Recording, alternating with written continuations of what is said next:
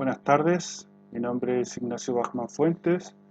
soy profesor de Filosofía del Derecho y Filosofía Política en la Universidad de Isabel I y en esta ocasión vengo a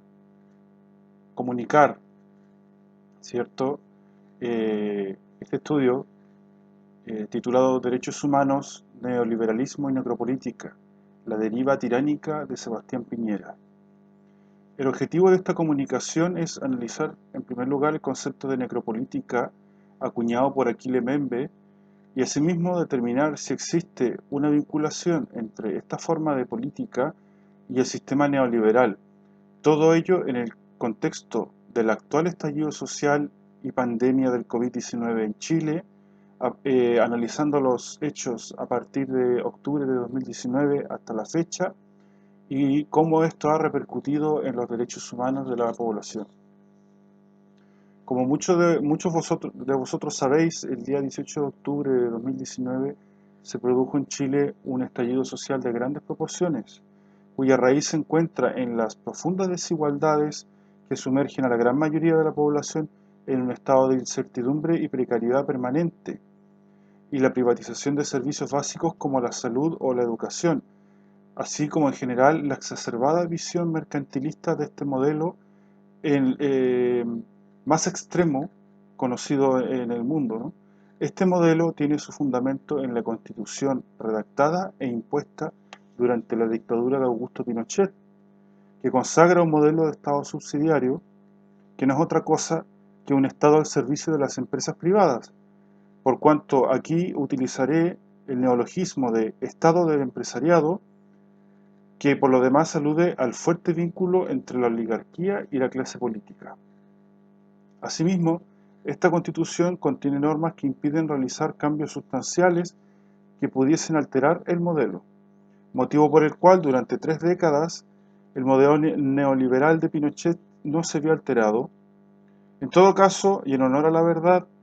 este sistema de lucro desmedido se vio profundizado por varias reformas realizadas por los gobiernos de coalición de centroizquierda llamada Concertación por la Democracia, también conocida actualmente como Nueva Mayoría. Por otro lado, esta Constitución establece un sistema fuertemente presidencialista,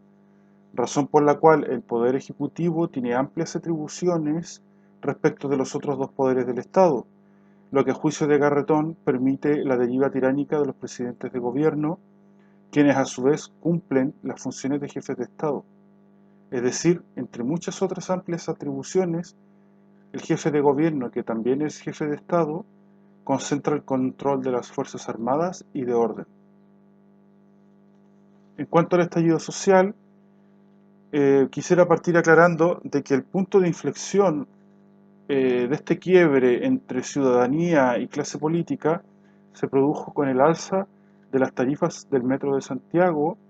que generó las protestas de los estudiantes secundarios que llamaron a la población a saltarse los torniquetes de las estaciones, con la consecuente represión brutal y desproporcionada efectuada por la policía en contra de los adolescentes. Inmediatamente, distintos colectivos de la sociedad chilena llamaron a movilizarse y a manifestarse a lo largo de todo el territorio, produciéndose así un estallido social generalizado y de gran magnitud, como había dicho antes, nunca antes visto. Y así fue como los estudiantes secundarios fueron acompañados por los estudiantes universitarios, los profesionales de la educación, los jubilados, los pescadores, los pequeños agricultores, las etnias indígenas y muchos otros tantos gremios que veían sus reivindicaciones ahogarse en la indiferencia del gobierno de Piñera. La primera medida que adoptó este presidente fue decretar un estado de excepción constitucional denominado estado de emergencia, en virtud del cual aprovechó para enviar al ejército a reprimir a la ciudadanía. Estamos en guerra y ante un enemigo poderoso, declaró Piñera ante los medios de comunicación. Así fue como durante los primeros días de estas manifestaciones se produjeron miles de detenciones ilegales, cientos de casos de torturas, violaciones y abusos sexuales en contra de mujeres y menores de edad.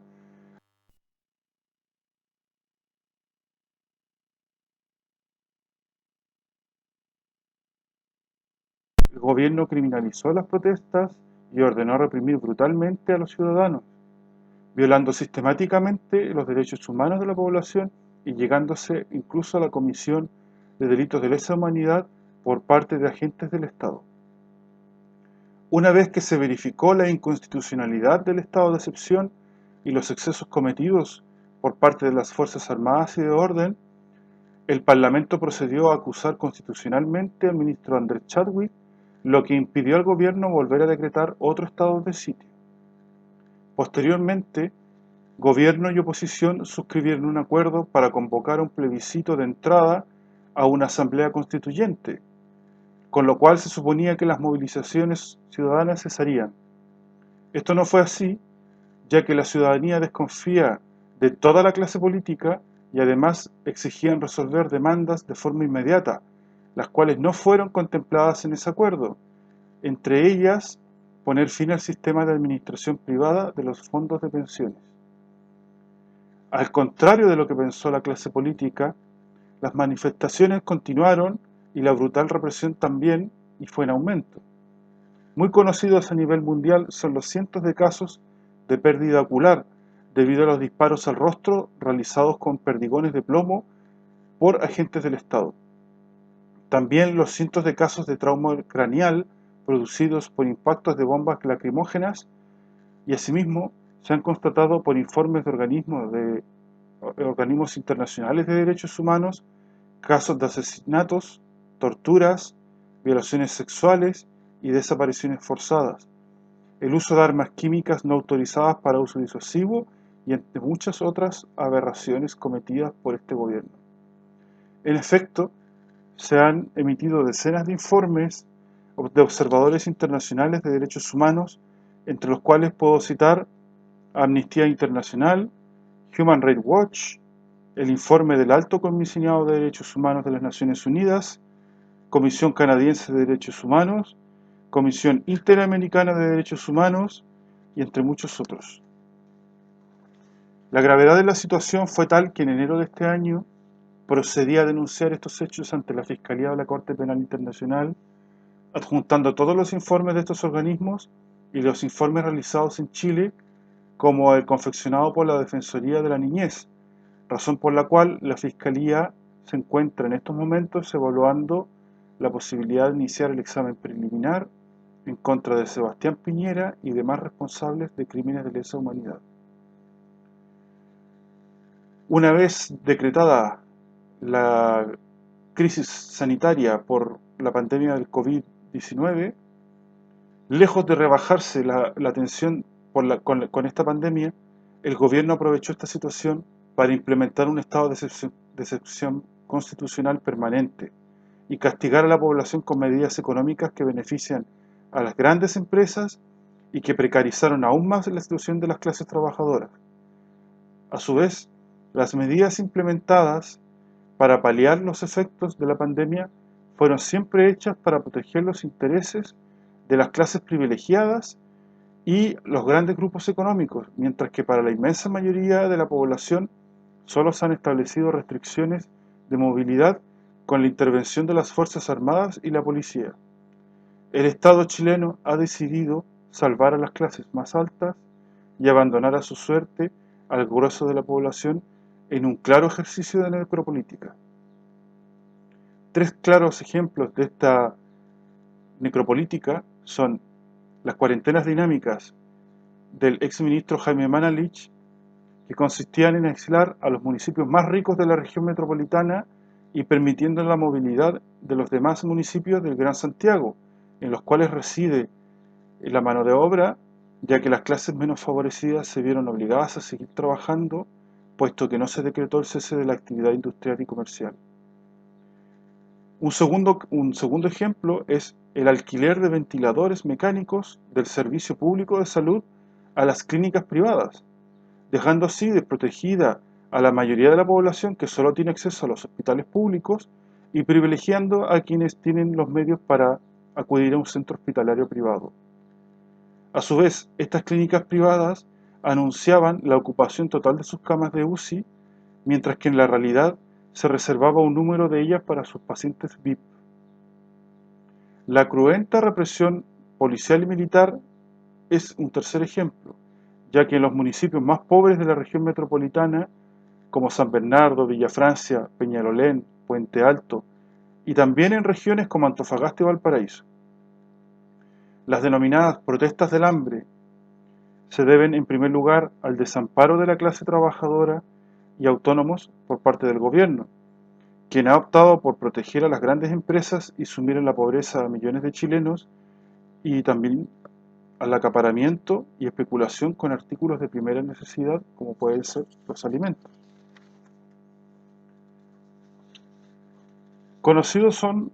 los casos de agresiones brutales a pobladores que han tenido que organizar ollas comunes para poder subsistir.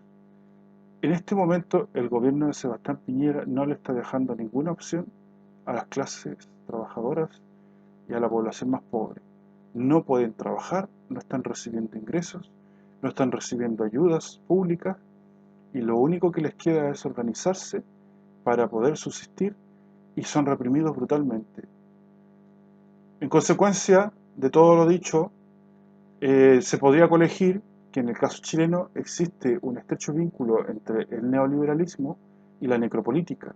debido a que es un sistema diseñado para proteger a una minoría que posee la riqueza y asimismo, o al mismo tiempo, sacrifica a la inmensa mayoría de la población, no solo al someterlos bajo unas condiciones de vida precarias, sino que también al momento en que el Estado del empresariado dispone de las vidas de millones de personas consideradas sacrificables, negándoles toda posibilidad de subsistencia, especialmente en el contexto de pandemia que se vive actualmente. Asimismo, esta necropolítica se materializó al momento de criminalizar la protesta ciudadana y proceder a aplastar todo foco de insurrección, vulnerando para ello, además de todas las garantías constitucionales y legales de la ciudadanía, todos los derechos eh, contenidos en tratados internacionales sobre el respeto y garantía de los derechos humanos, amparándose en un sistema judicial que solo es eficiente para los intereses del empresariado y clases sociales altas y que desampara a los ciudadanos comunes. Finalmente, estimo apropiado puntualizar que toda esta maquinaria de represión y muerte se activó totalmente cuando el sistema neoliberal se ha visto seriamente amenazado, especialmente por la posibilidad de iniciar un proceso constituyente